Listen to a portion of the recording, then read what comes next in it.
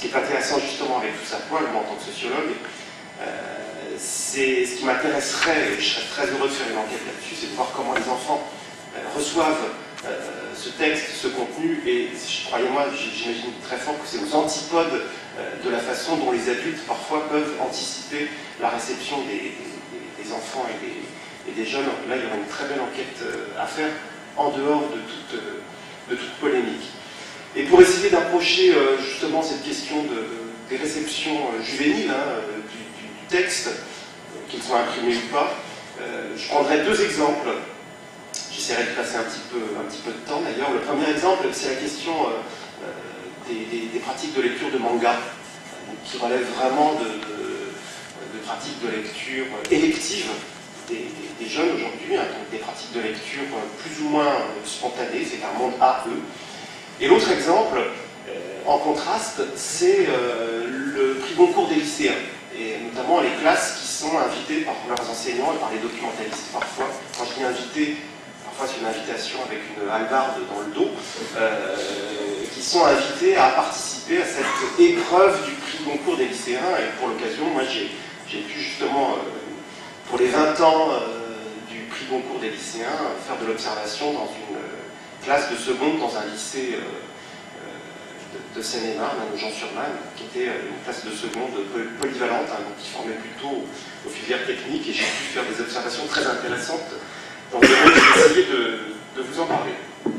Alors j'ai prévu donc un support avec pas mal de données. Il peut m'arriver de prendre des libertés avec mon diaporama, c'est-à-dire de sauter des choses, ou d'anticiper des choses, ou de parler de choses qui ne sont pas à l'écran.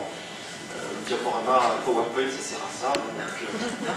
En fait, c'est plus pour moi d'ailleurs que pour vous le support, mais je pourrais vous le transmettre bien évidemment à l'issue de mon intervention, d'autant qu'il y a quand même pas mal de données. Alors moi aussi, on risque d'être plusieurs d'ailleurs à faire ce genre de choses. Je vais peut-être commencer par un préambule relativement long et notamment un certain nombre de rappels historiques. Je vais voir encore plus loin pour commencer, pour bien comprendre le rapport des jeunes aujourd'hui aux pratiques de lecture, quelles que soient ces pratiques de lecture. Il faut resituer ces pratiques de lecture dans une histoire et poser un certain nombre de balises sans se référer à la toute dernière balise. Et c'est ce que font les journalistes aujourd'hui, ce que je comprends très bien, puisqu'ils sont soumis eux aussi à une forme de diktat de l'actualité, mais on l'a bien vu au Salon du Livre.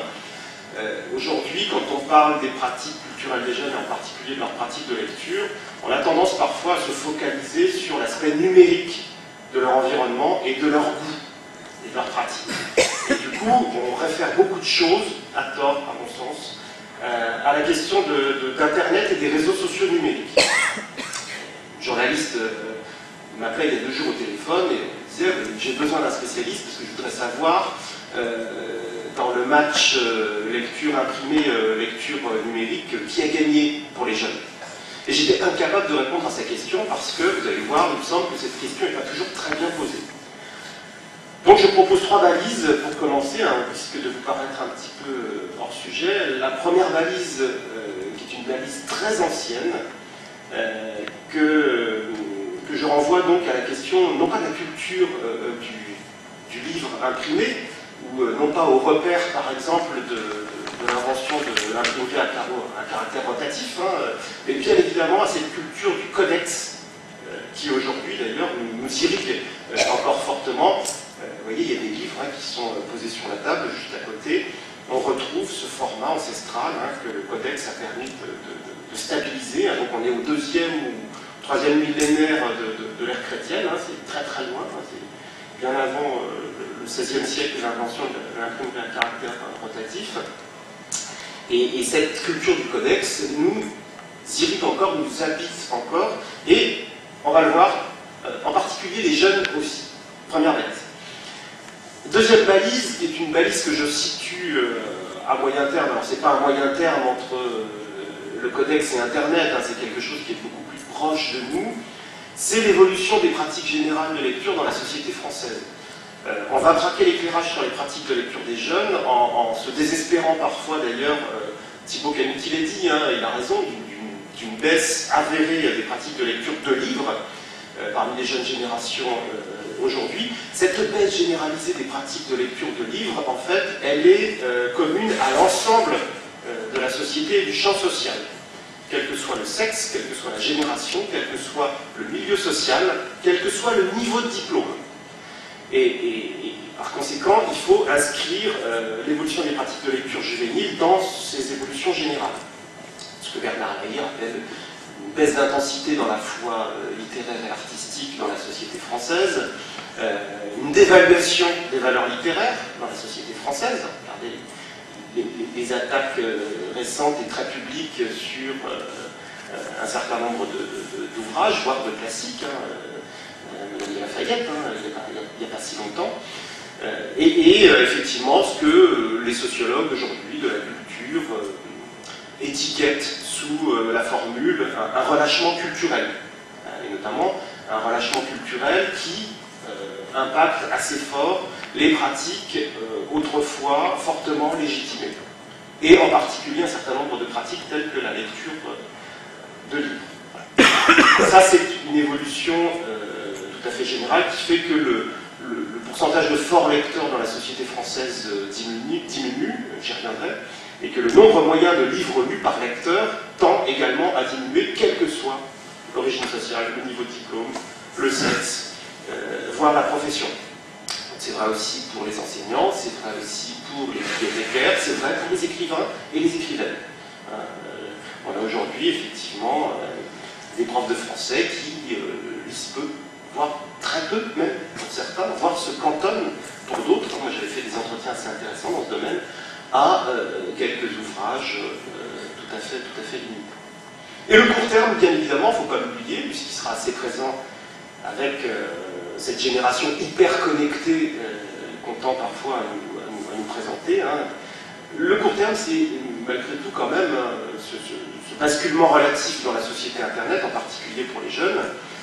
Donc c'est vrai pour l'Internet domestique, avoir accès chez soi à Internet, c'est vrai pour l'Internet nomade aujourd'hui, pouvoir être connecté en permanence, notamment avec les smartphones, qui sont des supports de lecture extrêmement importants, mais qui ont été souvent écartés du champ de l'observation, de la recherche et de l'analyse, alors même qu'il se passe beaucoup de choses pour les préadolescents et les adolescents dans ce domaine. Et l'autre phénomène important dont j'ai déjà très rapidement parlé, et pour les jeunes c'est vraiment fondamental, c'est la question de l'insertion dans les réseaux sociaux numériques. Parce que les sociologues appellent aujourd'hui les nouveaux médias. Vous savez qu'on parle de nouveaux écrans avec les jeux vidéo, avec l'ordinateur, avec le smartphone, et on parle aussi de nouveaux médias avec les réseaux sociaux numériques, Facebook, mais également les sites de partage de vidéos tels que YouTube, qui deviennent parfois pour certains aussi importants que Google, c'est-à-dire qu'on fait des recherches aujourd'hui en allant directement sur YouTube, même si on veut ensuite avoir accès à des données textuelles. Voilà. Et ça, on va voir effectivement que dans la recomposition des pratiques, des intérêts et des affinités électives des jeunes, c'est quelque chose de fondamental. Je saute ma métaphore de la société noix de coco et de la société avocat, mais j'y reviendrai peut-être en conclusion si ça vous intéresse, parce que je ne voudrais pas passer trop de temps sur ce préambule. Il est 10h39, par contre, j'ai droit jusqu'à 11h, c'est ça Normalement, mais on peut... Non, mais on va essayer de pas... On a plus 10 minutes de retard. Non, mais je préfère qu'il y ait un débat nourri et éventuellement que je puisse répondre à vos questions. Donc je vais essayer de tenir la montre. Donc 4 grandes mutations me paraissent importantes à signaler avant de commencer, de vous donner des indicateurs et des commenter devant vous. En ce qui concerne justement les jeunes générations et les évolutions sociales et technologiques auxquelles elles ont été confrontées. Première mutation, c'est la mutation du rapport au temps. Et on va voir que le temps, là, devient effectivement quelque chose d'extrêmement important, puisqu'on se plaint de plus en plus, et les jeunes en particulier, de manquer de temps, notamment manquer de temps pour ce qu'on aime faire. Et la palette des loisirs s'étant agrandie d'une certaine façon, eh bien, les différents segments de temps qu'on pouvait consacrer à telle ou telle activité deviennent encore plus réduits.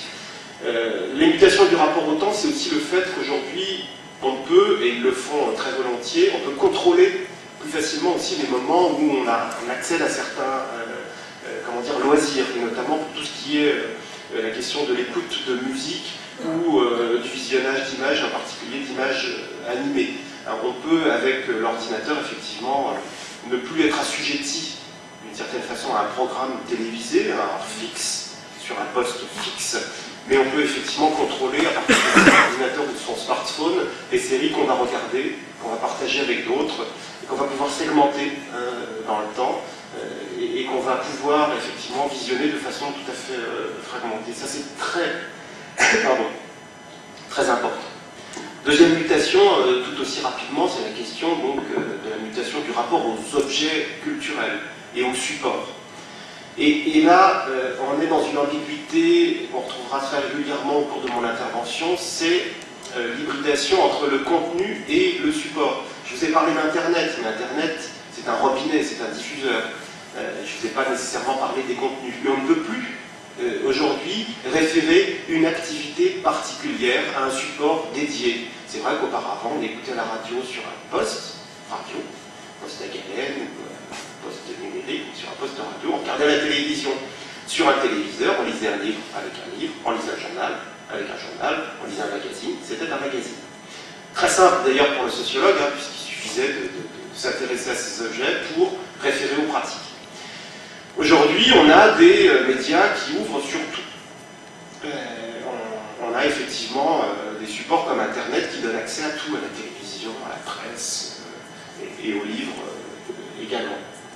Et cette hybridation, on la retrouve aussi dans les contenus aujourd'hui. Imaginez la difficulté du sociologue aujourd'hui pour essayer de saisir les pratiques de lecture de presse, et notamment chez les jeunes. Avez-vous lu au cours de la journée des journaux ou des magazines? Et si on doit prendre en compte tout ce qui se passe sur Internet, comment on fait précisément? Et si je vais sur le site du Monde, par exemple, pour prendre un exemple très légitime, mais ça pourrait être un autre journal, je vais sur le site du Monde, je regarde des vidéos, j'écoute des podcasts, je participe à des forums, est-ce que je lis la presse? Donc cette hybridation des médias entre eux, des supports, on la retrouve également dans les contenus qui commencent à s'hybrider les uns avec les autres. Et encore, je ne parle pas, c'est plutôt pour demain, je ne parle pas du livre numérique augmenté, enrichi, avec justement de la vidéo, d'autres médias. Mais ça nous pose des problèmes très, très importants.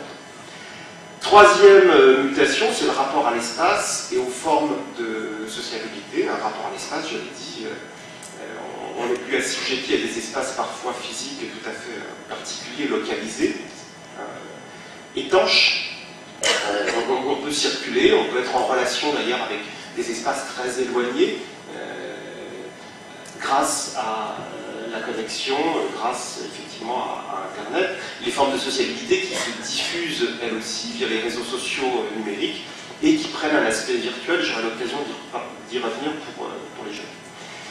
Et la dernière mutation sur laquelle il faudra aussi réfléchir un petit peu, c'est la mutation des modes de production et de labellisation culturelle.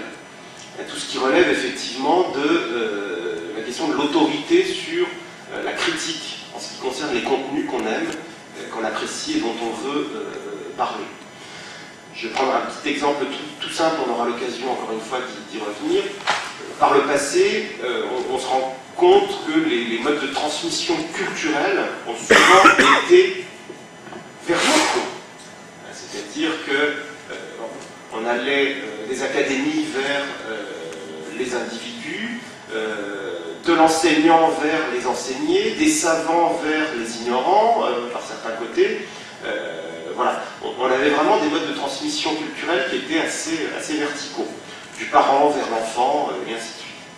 Aujourd'hui, on s'aperçoit que ces modes de transmission culturelle sont, et notamment pour les jeunes, et en particulier pour les adolescents, beaucoup plus horizontaux. Ça ne veut pas dire qu'il n'y a plus de verticalité, on va voir qu'il y a encore beaucoup de verticalité, mais il y a beaucoup plus d'horizontalité, entre pairs notamment. Peer-to-peer, ça veut bien dire ce que ça veut dire. Et il y a un plaisir aussi pour ça, il y a vraiment un goût pour cette horizontalité. C'est ce qui fait aujourd'hui d'ailleurs qu'un certain nombre de prix littéraires explosent sur la scène sociale. Je pense à des prix comme le prix du livre inter, par exemple, ou le prix Goncourt des lycéens. lycéens, dont je reparlerai, qui ont cette particularité d'être des modes de labellisation qui sont, par définition, horizontaux. Ce sont de simples lecteurs qui se réunissent entre eux pour élire, choisir, sortir du lot une œuvre, et ce n'est pas le prix d'une académie en tant que telle ou d'un petit cénacle tout à fait parisien. Et ça me paraît très intéressant. Non pas que le prix Goncourt n'ait plus de succès, on va le voir, mais l'émergence de ces prix, l'émergence sur la scène sociale est tout à fait significative. Je vais commencer par le champ des représentations. Je vais parler des pratiques, parce que les pratiques sont nécessairement associées aux représentations, mais je vais commencer quand même par ce qui relève de la question des imaginaires symboliques, la question des images, des représentations collectives.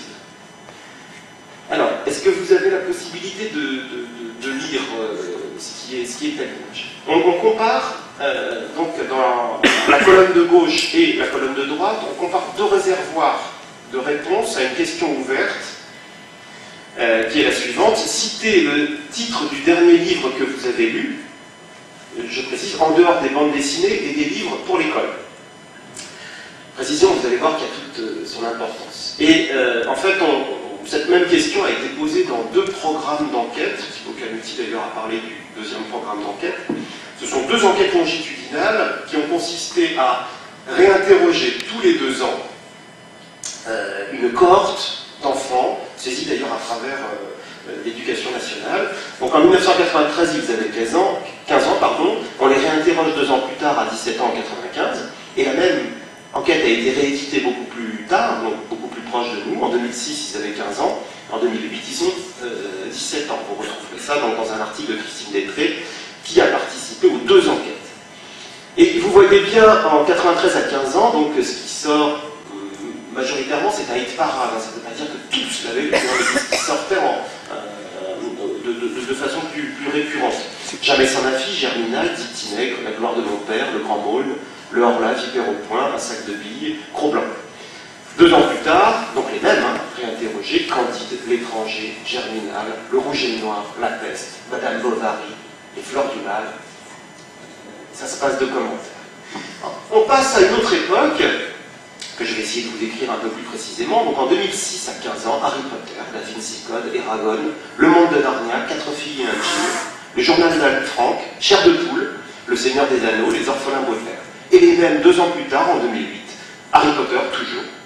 La littérature classique, un paquet sur la balance pour le sociologue sans doute, estampillé ministère de la Culture d'ailleurs.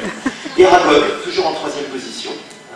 Gossip Girl, Le Parfum, L'étranger, alors là qui pour le coup est vraiment étranger dans la liste. Ensemble, c'est tout. Hésitation, Les Chevaliers d'Émeraude, Mary Higgins Clark. Tout est dit dans cette comparaison de réservoirs de réponse. Alors, vous pourriez me dire c'est déclaratif. Oui, c'est déclaratif. Mais en soi, c'est donc intéressant parce que c'est une image aussi que les jeunes lecteurs souhaitent donner d'eux-mêmes ou acceptent de donner d'eux-mêmes. Alors, vous verrez très vite, effectivement, qu'il y a un repli des formes les plus classiques de la littérature d'une génération à l'autre, c'est très net, même si la littérature classique surnage en tant que catégorie. C'est-à-dire, on n'est plus tellement en mesure de différencier ou de donner un auteur plus qu'un autre, sinon Camus, qui du coup, et là il faut le prendre au pied de la lettre, doit sans doute encore bouger les grands adolescents aujourd'hui. C'est une bonne nouvelle. Vous avez l'apparition de la littérature jeunesse, quand même, qui s'affirme de façon un peu plus forte, non pas qu'elle ait été sans doute totalement absente dans les générations précédentes, mais là elle s'affirme avec un peu plus de force. 4 filles et un jean, par exemple, de Melika Ferjou, ou la traduction récente donc, du Monde de Narnia en France, Eragon, et ainsi de suite. Autre phénomène qui est très important et qu'on va retrouver au cours de mon intervention, c'est tout ce qui va relever de ce qu'on appelle aujourd'hui, chez les spécialistes des médias, la transmédialité, ou le transmédiatique. C'est-à-dire que là, on a des titres, dans le réservoir le plus récent, d'ouvrages qui font l'objet très rapidement d'adaptations au cinéma, qui sont déclinés parfois sous la forme de bande dessinée, voire de séries télévisées, qui, pour certains d'entre eux, un grand nombre d'entre eux, deviennent des jeux vidéo, qui font l'objet également parfois d'exploitation sous la forme de figurines et ainsi de suite, enfin bref, de gadgets, d'articles. Et cette transmédialité, elle intéresse beaucoup, on va le voir, un certain nombre d'adolescents et de jeunes adultes aujourd'hui. Et puis j'ajouterais un autre petit commentaire aussi qui me paraît tout à fait intéressant. S'il y a le repli, le recul de la valorisation des formes les plus classiques de la culture littéraire, il y a du coup l'émergence de formes moins classiques et moins légitimes. Gossip Girl, très intéressant de voir qu'à 17 ans, en 2008, dans le cadre d'une enquête estampillée du ministère de la Culture, il y a des ados, plutôt des filles en l'occurrence, qui mettre Gossip Girl sur la balance, ou Ensemble c'est tout, même d'Anna Gavaldin. Gossip Girl, c'est quand même comment dire, c'est la chiclite, hein, donc je pense pas qu'en 95 on se serait autorisé aussi facilement à, on n'aurait peut-être pas été aussi cash vis-à-vis du sociologue, à témoigner de ce type d'intérêt pour ce type de littérature. C'est très intéressant. Je vais essayer de détailler ça. Alors, autre image intéressante en matière oh là là, ça filtre très vite, c'est monstrueux. Non, voilà. Tant pis. Toujours dans les images, la confiance accordée aux différents médias, donc dans une enquête très récente qui a été réalisée pour le CNL par Ipsos, pour le Salon du Livre. Donc on compare sur la première ligne, donc sur l'ensemble des personnes interrogées, âgées de 15 ans et plus, donc la confiance accordée aux différents médias, et en dessous, sur la deuxième ligne, on a les réponses des 15-24 ans. Et on voit que le livre, les 15-24 ans, lui accorde autant de confiance que les autres générations, ce qui me paraît tout à fait intéressant. Internet arrive en deuxième position pour les 15-24 ans, mais assez loin, en fait, décroché derrière le livre. Donc on va voir qu'il y a un recul des pratiques de lecture, certes, manifeste, mais en même temps, une image du livre, quand même, qui demeure assez forte, voire assez consistante. Je suis obligé de passer là-dessus. Je m'arrête quand même sur l'image des bibliothécaires, parce qu'elle en dit long aussi sur le rapport à l'institution. Et le rapport à l'institutionnel. Donc c'est une question, par exemple, qui est posée à un jeune homme qui est inscrit à la bibliothèque centrale de Nanterre. Je vous entends rire, vous avez déjà commencé à lire, Hakim, donc il dit la question que je me pose à propos des bibliothécaires, est-ce qu'ils restent assis toute la journée au même endroit ou est-ce qu'ils bougent? Je vois bien qu'ils sont souvent assis au même endroit, c'est ça le truc. Il a repéré un truc avec les bibliothécaires. Ils sont assis derrière leur ordinateur et attendent un renseignement. J'ai ce renversement là dans l'image du service, c'est très parlant. Ils sont assis derrière leur ordinateur et attendent un renseignement, sinon ils vont aider les usagers ou ils font le retour des documents. C'est mystérieux les bibliothécaires en fait, c'est assez discret. Il y a beaucoup de questions sur ce métier, on ne connaît presque rien d'eux en dehors de ce qu'ils font là. Et Thibaut à Toulouse, donc là on est dans le sud, ce métier-là il est assez bien, mais des fois si on reste comme ça, assis tout le temps, ça va devenir ennuyeux. Des fois quand ils restent comme ça tout seuls pendant des heures devant un écran, on dirait qu'ils s'ennuient. Vraiment un contraste fort entre la mobilité des jeunes, de leur pratique, et l'immobilité perçue, inventée, c'est totalement fantastique bien sûr, de ce qu'on pense être le métier de bibliothécaire. Et tous les deux fréquentent les bibliothèques, attention, c'est pas des non-fréquentants. Donc, ils fréquentent les bibliothèques, ils aiment les bibliothèques, ils lisent, pour une part d'entre eux, mais en revanche, le métier de bibliothécaire est donc le rapport à l'institution fort, la proximité. Il y a une forme d'étrangeté culturelle quand même, tout à fait intéressante. Alors, le champ des pratiques. Thibaut Caluti, ça m'arrange, donc à commenter cette enquête, où il parle effectivement de ce recul important, et notamment très visible, très sensible, aujourd'hui au moment de la préadolescence, et en particulier chez les garçons, sur la question de la lecture de livres. Attention, quand on dit les pratiques de lecture des adolescents et des jeunes aujourd'hui d'une manière générale, sont en recul, pas chez les enfants, mais en tout cas chez les préadolescents, les adolescents et les jeunes adultes, c'est quand il s'agit des pratiques de lecture de livres. Pour le reste, elles explosent leurs pratiques de lecture. Au contraire même, ils sont hyper sollicités en matière de lecture. Du texte fragmenté, segmenté, de la lecture parfois en surface, on surfe d'ailleurs sur Internet, mais on écrit beaucoup aussi, et du coup, on est dans un couple lecture, écriture permanent. Écriture SMS, voilà. D'ailleurs, j'aurais des choses à dire sur l'écriture SMS, enfin, plutôt vous me questionnerez là-dessus, si ça vous intéresse. Alors, comment expliquer ce repli à partir de la préadolescence? J'ai déjà commencé à donner des éléments d'explication. C'est la concurrence des temps, la concurrence des activités. On ne peut pas tout faire. Même si on aime encore, eh bien effectivement, et si on est sollicité par les pratiques d'écran, et en particulier par les pratiques des nouveaux écrans, eh bien, on va y consacrer beaucoup de temps, et par définition, ce temps va manquer pour la lecture. Sauf chez les très gros lecteurs, sous-entendu les très grosses lectrices. Parce que le très gros lecteur, c'est comme la pyramide des âges, passé un certain niveau, c'est très féminin. Et du coup, c'est marqué féminin, et ça explique aussi, Thibaut Canuti l'avait dit, le repli d'un certain nombre de garçons aujourd'hui. D'autant plus que le stéréotype sexuel, c'est la raison pour laquelle les sociologues aujourd'hui essayent de vous alerter.